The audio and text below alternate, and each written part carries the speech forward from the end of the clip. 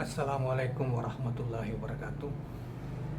Rekan-rekan sekalian, kembali kita berjumpa di Jejak Semesta 65 Channel.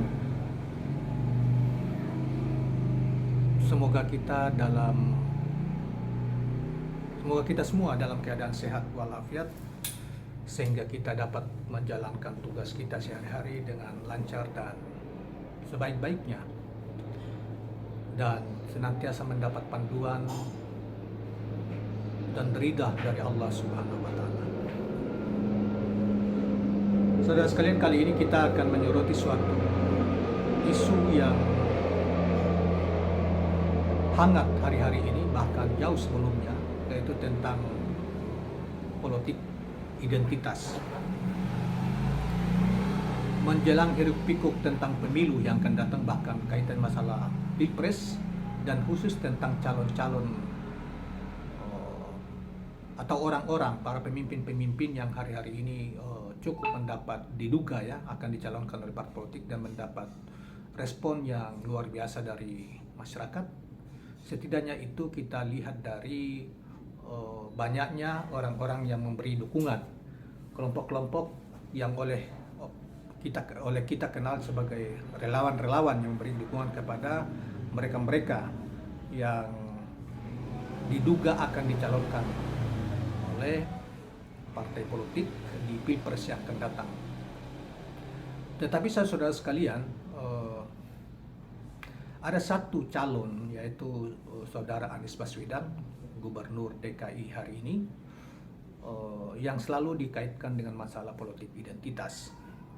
Padahal kita tahu bahwa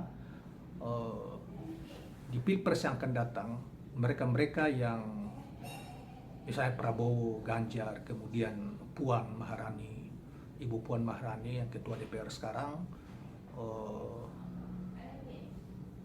kemudian ada Sandiaga Uno, mungkin juga Khofifah Indar Parawansa, Gubernur Jawa Timur, kemudian Kang Emil ya, Gubernur Jawa Barat hari ini, yang dianggap punya popularitas dan memiliki dukungan yang signifikan, yang kemungkinan partai-partai politik yang akan datang akan mengusung mereka. Juga ada AHY, ketua Partai Demokrat, kemudian ada ketua PKB Muhaimin Iskandar, ada juga Pak Erlangga Hartarto, ketua umum Partai Golkar. Itu juga banyak menjadi perbincangan publik di media, berbagai media, yang juga karena mereka adalah pemimpin partai, dapat juga akan datang bisa saja dicalonkan atau mengajukan diri sebagai calon presiden dan wakil presiden di masa yang akan datang, di pemilu yang akan datang. Kembali kita kaitkan dengan masalah isu politik identitas.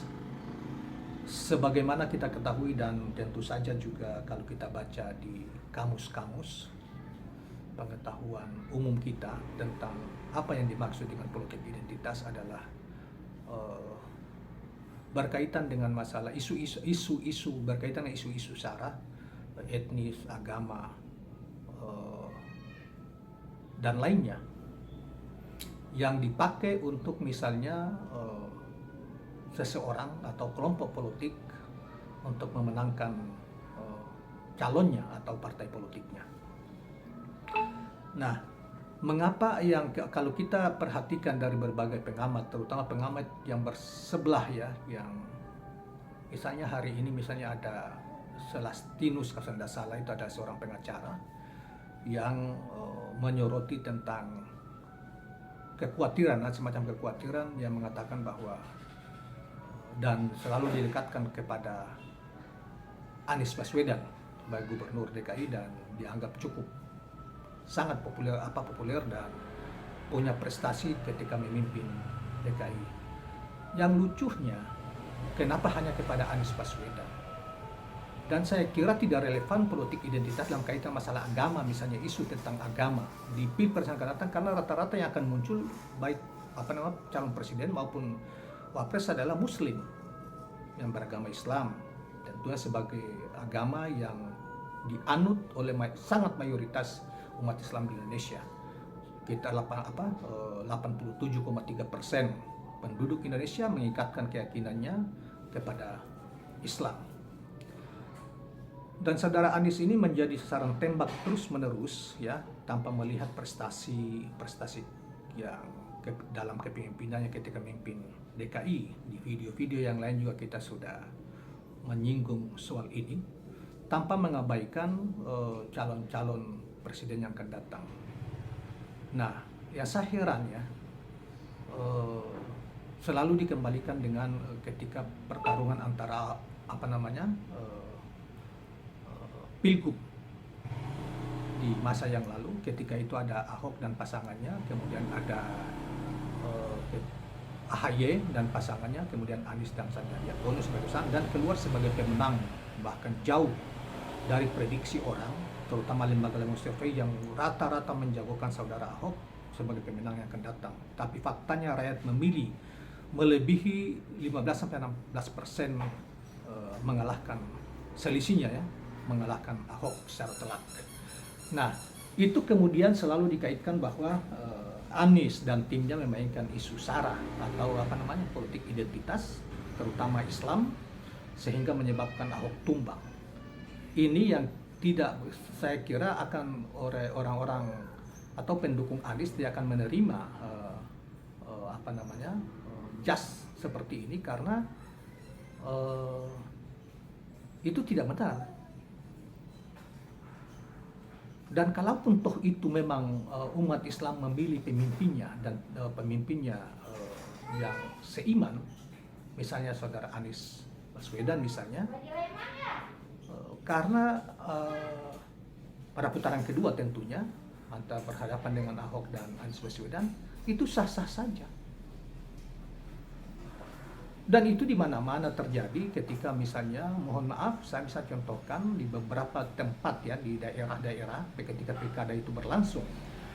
Pilkada berlangsung misalnya ketika mayoritas adalah kelompok agama yang lain, kalau Nasrani misalnya, tetap saja walaupun misalnya perbandingan 45%,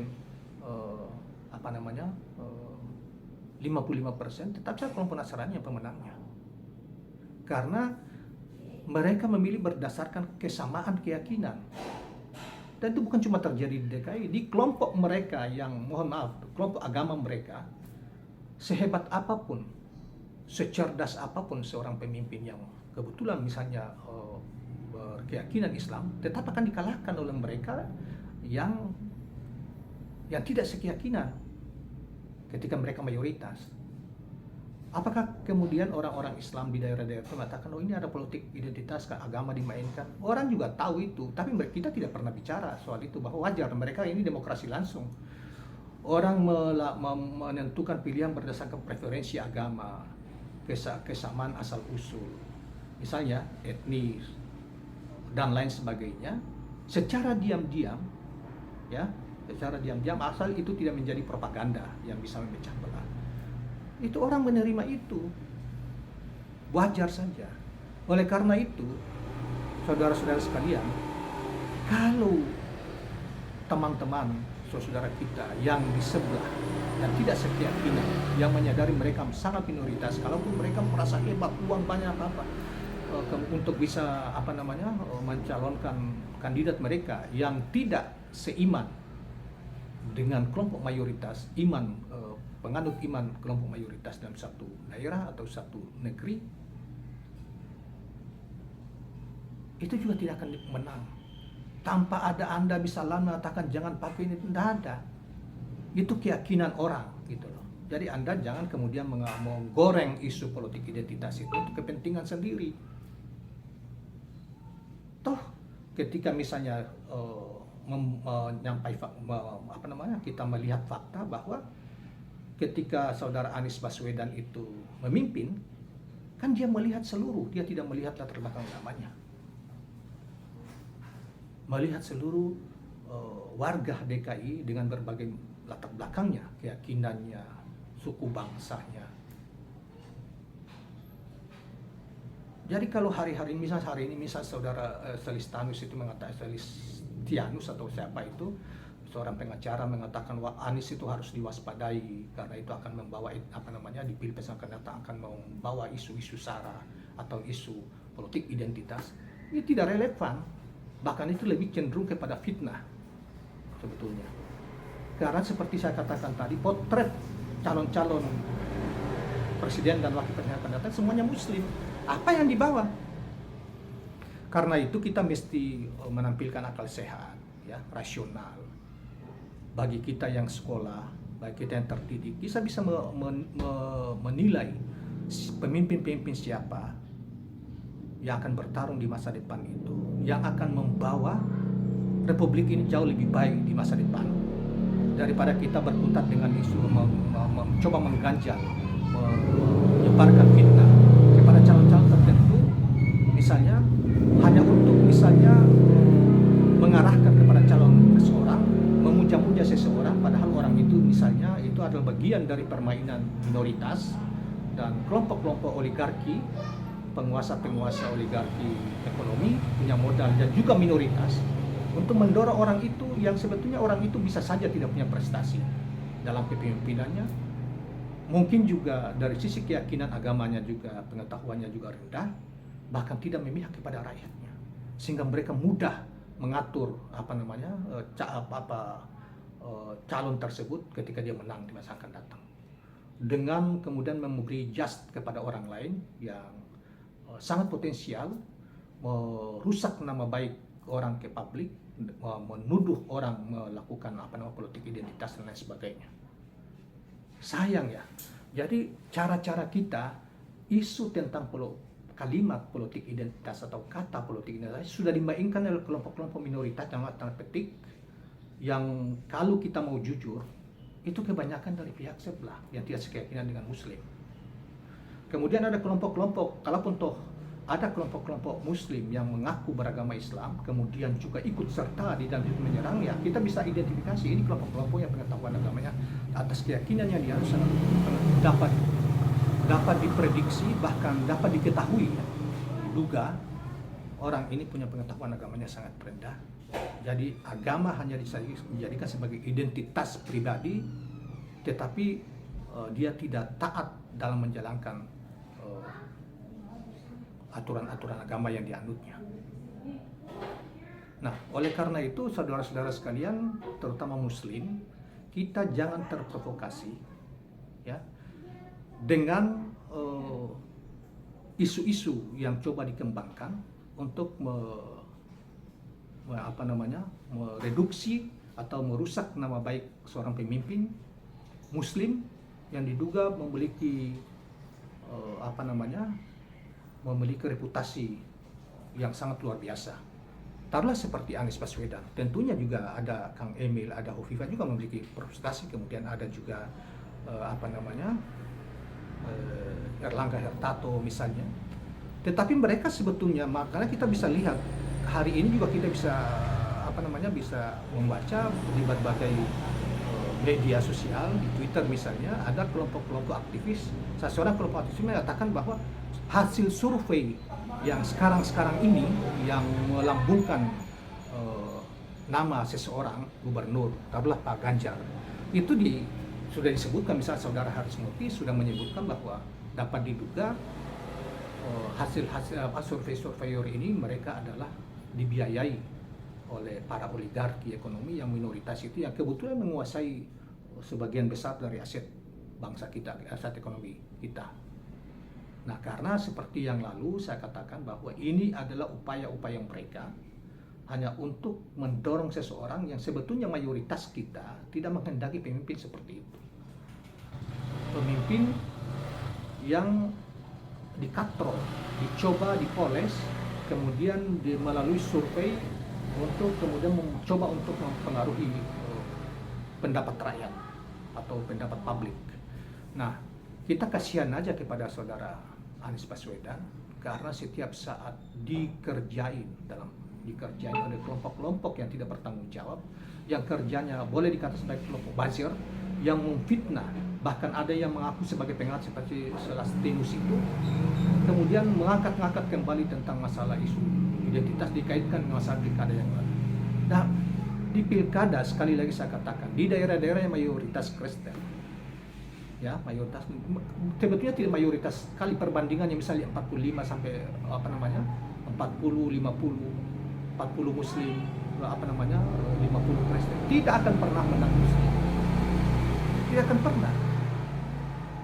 Apakah kita mengatakan bahwa mereka memainkan isu politik identitas?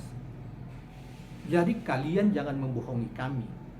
Sekali lagi kalian jangan membohongi kami bahwa kemudian mencoba kalian mengangkat isu-isu ini kemudian untuk menghajar seseorang, menista seseorang, bahkan menjatuhkan seseorang yang sebetulnya itu kan pilihan rakyat dan soal pilkada DKI. Kemudian kalian mengatakan bahwa Anies memainkan isu-isu politik identitas. Saya kira pada saat itu kalau putaran kedua itu AHY dengan Ahok juga pasti kalah. Orang Islam di DKI ini juga rasional. Apalagi jejak Ahoknya juga mulutnya tidak terkontrol, mulutnya jelek sekali, suka marah-marah, suka fitnah, bahkan dia mau mengutip-ngutip ayat Al-Qur'annya dia tidak mengerti. Jadi publik marah. Nah, siapapun sebetulnya waktu itu, jangankan Anies, AHY misalnya di luar, orang lain pun waktu itu kalau Yusril Iza Mahendra tampil saja misalnya diusungkan kemudian itu, Ahok pasti kalah. Karena itu kalau saya melihat alamiah saja, di mana-mana di dunia ini seperti itu. Adakah di negeri-negeri yang minoritas Muslim, taruhlah misalnya di Prancis, di Amerika, adakah Muslim? Adakah orang-orang Nasrani itu, atau di Rusia misalnya, adakah orang-orang Nasrani memilih yang Muslim? Gak ada. Di India juga begitu, mayoritas mereka Hindu, yang rata-rata pemimpin mereka adalah Hindu. Di Bali adakah pemimpin Muslim atau Nasrani?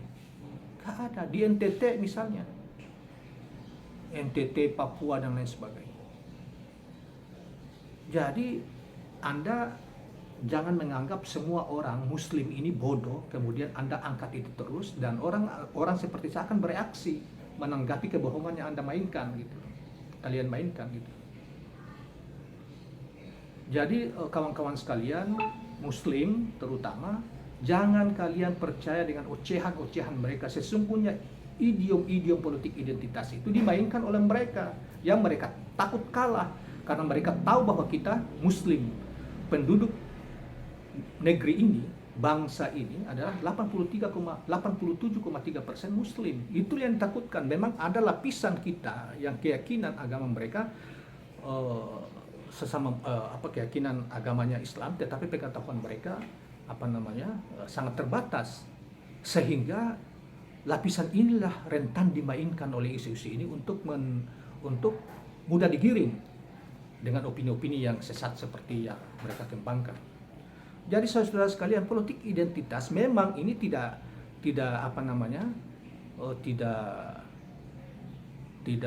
dicoba untuk, tidak boleh isu-isu agama dimainkan. Nah, betul.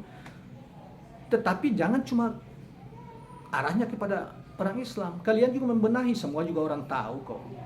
Di negeri, di tempat-tempat kayak di Maluku Utara dan apa-apa itu, ketika ada beberapa daerah yang mayoritas itu, seluruhnya konsolidasi, pihak mereka itu konsolidasi untuk memenangkan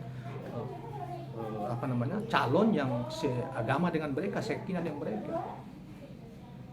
Nah, jadi jangan terlalu bermimpi, ya. Jangan terlalu demokrasi langsung seperti ini.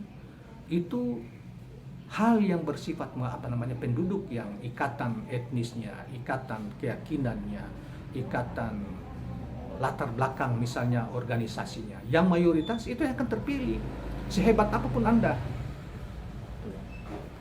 Misalnya ya di Jawa Timur, ini di luar Jawa Timur sama-sama Muslim ini, yang selalu mendapat dari kelompok Nahdlatul Ulama, yang calon yang bersangkutan yang punya latar belakang Nahdlatul Ulama dibanding calon-calon yang lain, yang misalnya dari Muhammadiyah ataupun dari kelompok-kelompok organisasi yang lain, itu internal Muslim saja seperti itu. Saya kira di Kristen juga seperti itu. Terminal di Amerika di pertarungan antara Protestan dan Katolik misalnya, kan nyaris tidak ada Katolik yang menjadi calon pemenang terkecuali Presiden John F. Kennedy yang karena hebat sekali dia terpilih, kemudian juga dalam perjalanan dibunuh juga, terbunuh juga. Nah, jadi isu tentang politik identitas ini, kawan-kawan Muslim, kita harus lawan yang mereka mainkan ini, yang kemudian di apa namanya dilempar isu itu kepada seseorang. Nah, di pilpres yang akan datang saya yakin tidak ada, karena semua yang kompetitornya sama-sama Muslim, bahwa ada kadar pengetahuan dan komitmen mereka terhadap kelompok-kelompok ini. Ada yang kuat, ada yang sedang, dan ada yang mungkin yang penting dia jadi presiden, itu soal lain. Ya. Jadi tidak relevan lah soal isu mengangkat dan menakut-nakuti orang dengan tentang isu apa namanya, ada capres yang akan memainkan apa namanya isu politik identitas, itu tidak relevan di pilpres yang akan datang. Nah, dan saya ingatkan bahwa kawan-kawan yang kira-kira di suatu tempat, suatu daerah yang kita minoritas atau kalian minoritas, ngukur aja, nggak bakalan. Karena itu semacam sifatnya alamiah dalam tanda petik gitu loh. Orang memilih karena kesamaan keyakinan. Orang memilih karena kesamaan etnis, ya. Orang memilih karena kesalahan kelompok di dalam agama. Orang Syiah ndak bakalan, orang Syiah di Indonesia ndak bakalan jadi gubernur atau bupati atau presiden.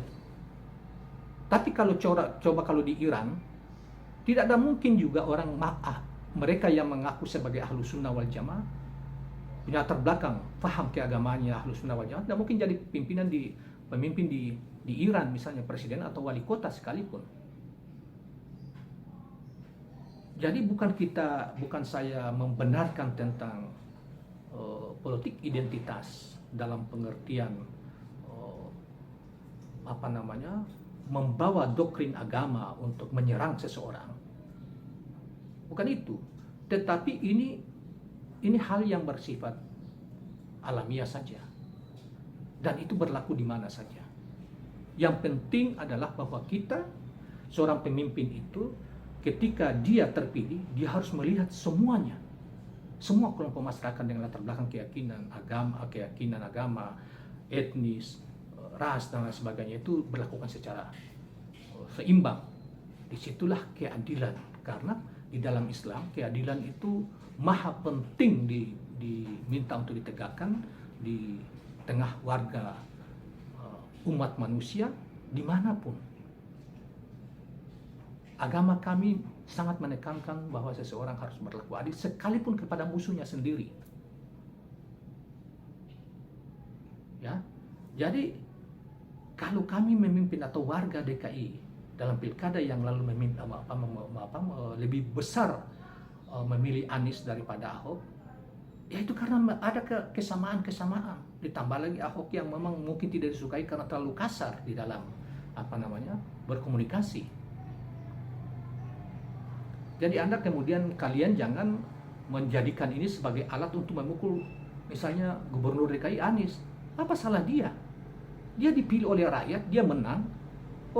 Kemudian dicas bahwa dia ini politik identitas dan sebagainya. Yang benar aja kalian ini. Dan saya minta maaf ya, sepanjang yang saya cermati di media sosial, pandangan-pandangan orang ya di media sosial, terutama mohon maaf di kalangan pengamat-pengamat Nasrani, selalu saja menyudutkan Anies atau kepemimpinan yang sementara warga DKI menganggap bahwa sangat kepemimpinan Anies sangat luar biasa, sangat seimbang. Dan perhatikan, bukan hanya orang Islam atau pendukungnya saja, tetapi juga ada Hindu, ada Buddha, ada Protestan, ada Katolik, semuanya dibantu ininya, diperhatikan, dan dia mengurus seluruh warganya yang berbagai latar belakang agama, suku dan lain sebagainya. Kenapa kalian selalu berteriak karena Ahok kalah, kemudian mengatakan bahwa Anies itu menggunakan Islam untuk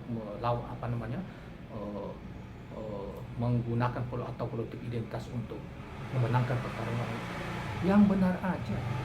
Jadi seperti yang saya katakan tadi, kalau kita minoritas atau kalian minoritas, udahlah.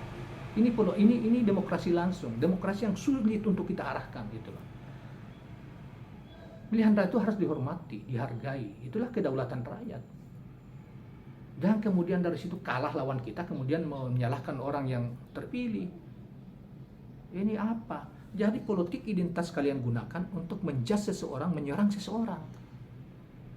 Padahal itu tidak benar. Jadi kawan-kawan sekalian, kita ya, terutama kita himbau kepada kita yang Muslim, dan kita merasa ya di setiap fase kepemimpinan nasional selalu saja kadang-kadang ada yang tidak terpuaskan, tidak puas terhadap kebijakan-kebijakan negara karena pemimpinnya dianggap kurang firm dengan umat mayoritas. Di video yang lalu saya katakan, misalnya soal-soal munculnya penista-penista agama tentang Islam ya, terhadap Islam misalnya. Itu saya sampai mengatakan bahwa hanya di zaman ini, pemerintahan ini, 2 periode ini, yang begitu banyak minoritas sekali itu beraninya itu menista keyakinan mayoritas umat bangsa kita. Di masa-masa yang lalu tidak ada yang kayak gitu. Saya hidup di zamannya Pak Harto, sudah ngerti lah kuliahnya juga yang Pak Harto, sampai Pak Harto jatuh juga kita sudah mulai bekerja.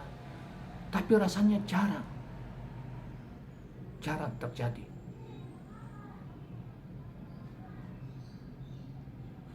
Oleh karena itu, saya himbau kepada saudara-saudara kita sesama Muslim yang mendiami mayoritas dari negeri ini, jangan terpancing dengan dengan isu yang dimainkan, kemudian untuk menjudge seseorang ya, yang seorang calon pemimpin yang diantara calon-calon pemimpin yang lain yang dicoba untuk dirusak nama baiknya, dan itu sudah terjadi pada waktu-waktu minggu-minggu kemarin, sudah di mana-mana dicoba untuk di stigma. Beliau didukung oleh mantan-mantan teroris lah, beliau didukung oleh kelompok-kelompok Islam radikal lah. Tapi ini tidak ada bukti. Mana bahaya PKI itu, komunis itu dengan FPI misalnya? Bahaya itu komunis. Tapi toh kita anggap bahwa komunis adalah bagian dari penggal sejarah bangsa kita, dan itu sudah masa lalu. Ya. Dan kalian yang seperti yang saya sebutkan tadi, itu diam. Tidak pernah mereka yang didukung oleh komunis dilindungi habis. Diduga tidak pernah dikait-kaitkan ke sana gitu. Mereka yang menindas rakyatnya sendiri ketika memimpin atau menjadi gubernur, diam, dipuja-puja. Tidak punya prestasi, hanya bagi-bagi kaos di atas panggung, itu dipuja-puja. Ini tidak adil, ini sakit ini bangsa ini kalau seperti ini. Nah, karena itu kita umat Islam jangan ikut sakit terseret dengan isu-isu yang mereka lontarkan. Tetapi mari kita tetap bersatu, dan pada saat menentukan pilihan terbaik untuk calon pemimpin bangsa ini ke depan, supaya Indonesia semakin maju dan rakyat kita bisa, kebijakan-kebijakan lahiran pemimpin yang kita pilih itu bisa memperhatikan, menegakkan keadilan untuk seluruh rakyat Indonesia, dan mampu mensejahterakan rakyat, membawa bangsa ini harum di dunia internasional. Saya kira kawan-kawan sekalian, inilah yang kita pada kesempatan ini kita sampaikan. Mudah-mudahan bermanfaat, dan kita tidak boleh diam terhadap hal-hal yang coba untuk mereka merusak nama baik para pemimpin kita dengan menjudge soal politik identitas lah. Padahal politik inilah sesungguhnya mereka mainkan untuk menjatuhkan para pemimpin-pemimpin yang dianggap memiliki integritas yang tinggi, kapasitas yang tinggi, memiliki pengetahuan dan keimanan yang kuat di dalam agama yang dianutnya. Terima kasih kawan-kawan sekalian. Dan sebelum kita akhiri, jangan lupa subscribe, share, dan like channel ini. Assalamualaikum warahmatullahi wabarakatuh.